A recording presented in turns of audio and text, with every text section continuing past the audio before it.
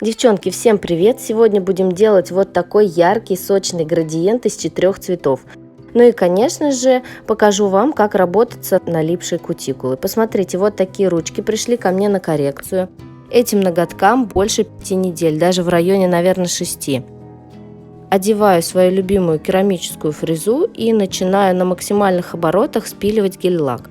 Так как длина большая, поэтому толщина материала чуть-чуть побольше у нас, чем на коротких, например, ногтях. Снимаю я достаточно плавно и нежно, чтобы клиенту не доставить дискомфорт. В районе боковых пазух я работаю только носиком, а когда спиливаю гель-лак по центру, то работаю пузиком фрезы. Если вы не можете подобраться к правому краешку, то можно вот таким образом развернуть палец. Снимаю все до тонкой подложки, то есть база у меня все равно на ноготке постоянно есть. Апельсиновой палочкой аккуратненько отделяю кутикулу от ногтя. Самое главное – это сделать хороший карман. Если вы сделаете хороший карман, то фреза уже будет у вас ходить беспрепятственно. Объясню, чем мы сегодня с вами займемся. Сегодня я вам покажу безопасную фрезу и как ей работать, расскажу о ее плюсах. Посмотрите, кутикула достаточно большая, и она и птеригий очень плотно срастаются с ногтем, поэтому мне приходится прилагать немало усилий для того, чтобы отделить. Вот так выглядит эта фреза, она совершенно безопасная, отлично подходит для новичков. У нее нет совсем абразива, то есть у нее только грани. Она работает за счет того, что эти грани скользят у нас по поверхности ногтя и счищают весь птеригий, не травмируя ногтевую пластину совершенно. Я ставлю на форвард и на форварде прочищаю левую часть. Двигаюсь нежно, без нажима, естественно. Фреза у меня практически лежит на ногте. Посмотрите, весь рисунок ногтя у нас остается, то есть мы совсем не повреждаем ногтевую пластину. Она у нас блестящая, даже, я бы сказала, зашлифованная. Это позволяет нам лучше открыть карман и, конечно же, полностью убрать птеригий. То есть впоследствии при работе другой фрезой, которой я делаю маникюр, нам уже не придется делать столько много движений. Кстати, хочу напомнить вам о том, что весь июнь на мой курс по идеальному комбинированному маникюру действует акция скидка 20%. И курс вы можете приобрести всего лишь за 1200 рублей. Посмотрите, мы еще только вычистили птеригий, а уже какой у нас красивый карман. И практически чистый. Сейчас нам только придется доработать немного фрезой, и все. Далее мы выполняем срез ножничками. Я работаю только ножничками. Кстати, меня многие спрашивают показать, как делать срез кусачками. Девчонки, я кусачками никогда не работала, и моя любовь целиком и полностью принадлежит ножницам. Где я покупаю ножницы, ссылочку, если вам интересно, тоже оставлю в описании под видео.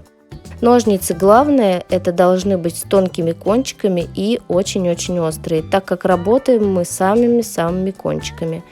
И еще, если вы боитесь поранить клиента, то лучше не досрезать, чем перерезать. Можно это просто слайсными движениями потом доработать кутикулу. То есть вы срезаете самую основную часть. Видео, конечно же, сильно ускорено. И на видео, наверное, может показаться, что я кромсаю кутикулу, но нет, эта кутикула рвется, несмотря на то, что она очень большая. И потом, впоследствии, мы просто аккуратно дорабатываем ее кончиками. Делаем стандартное выравнивание. Сначала выкладываем скользящий слой, потом берем небольшую каплю и распределяем ее по ногтевой пластине. В нашем случае, конечно же, капля не совсем маленькая, так как ноготки сами по себе достаточно большие, крупные, и плюс еще здесь присутствует определенная длина. Я делаю выравнивание, ориентируюсь на блик и, где мне нужно, выправляю тоненькой кисточкой. Блик должен быть идеально ровным и нигде не преломляться. В общем, о всех нюансах рассказываю в своем курсе.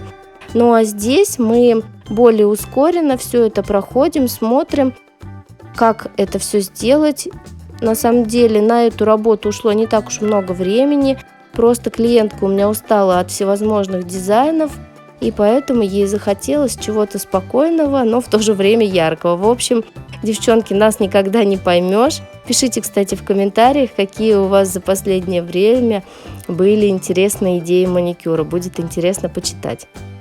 Буду работать сегодня вот таким вот гель-лаком Monami Luxe 14. Он достаточно плотный, в принципе, можно и в один слой его нанести, но так как ногти длинные, лучше сделать 2 тоненьких слоя. Я не прокрашиваю под кутикулу, но стараюсь делать ровные края по бокам. Этот гель-лак, точнее этот цвет, мы наносим на указательный палец и на мизинчик. Полимеризуем в лампе, далее пушером приподнимаем кутикулу и наносим второй слой уже под кутикулу. Кстати, если кому интересно, очень много встречаю таких вопросов, что при отрастании у кутикулы образуется такая как ступенька. Это все потому, что вы каждый слой наносите под кутикулу, плюс еще потом топ наносите под кутикулу. И поэтому при отрастании получается, что где у вас подкутикульное пространство было, то есть там, где вы прокрашивали, очень-очень тонкий слой. Гель-лак должен иметь такой минимальный переход к своему натуральному ногтю, и при отрастании должен выглядеть ровно и аккуратно. Обязательно выполняю небольшое совсем выравнивание топом сверху. Это нужно для того, чтобы законченный маникюр смотрелся идеально ровным и аккуратным. Видите, я так же, как и с базой, беру совсем маленькую небольшую капелюшечку и распределяю кисточкой.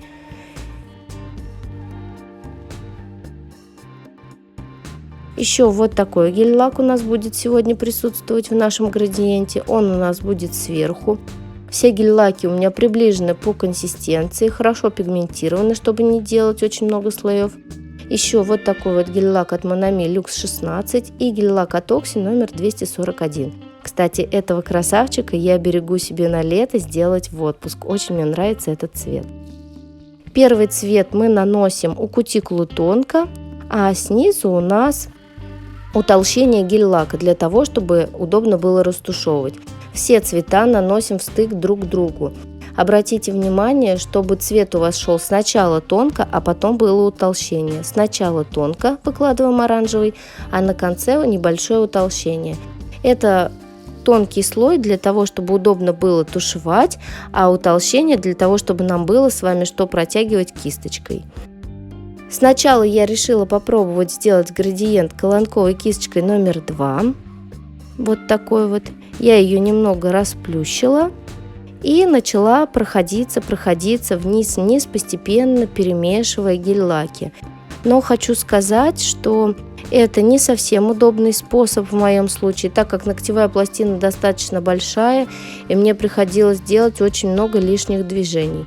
Плюс еще, когда на ногте такой ярко-желтый гель-лак на кончике, он постоянно у меня сливался. То есть я столкнулась с проблемой, что последний цвет из градиента у меня как бы вываливался. Поэтому я делаю проходку до конца оранжевого, вытираю кисть и уже потом тушую. В конце, как я сделала первую проходочку, я тушую между собой цвета вот такими вот движениями плюшистыми. Смотрится на самом деле очень интересно, и хочу сказать, что из этих 4 цветов Monami оранжевый тушевался у меня хуже всего. Посмотрите, я дошла до оранжевого, вытерла кисточку и уже дошла до желтого. И потом ставлю кисть на ребро, и вот такими вот движениями тамповочными я перемешиваю гель-лаки. Делаем второй слой, естественно, после полимеризации, после просушки. Сушу я, кстати, каждый слой 30 секундочек, но у меня мощная лампа. Если ваша лампа не такая мощная, то хорошо пигментированные гель-лаки лучше просушить минутку. И делаем опять-таки же с вами то же самое, только на втором слое я делаю свои мазочки чуть-чуть короче. Это нужно для того, чтобы более плавно перемешать наши гель-лаки и чтобы градиент получился плавным и аккуратным. Кстати, посмотрите, обратите внимание, что ни у кутикулы, ни у боковых валиков у меня сейчас нет цвета. Сделаю я все это потом тоненькой кисточкой, доработаю. Кто смотрел мои предыдущие видео о градиенте, в принципе, наверное, знает, что я уже так делаю. На самом деле это видео не несет никакой смысловой нагрузки, то есть больше это видео такое, чтобы познакомить вас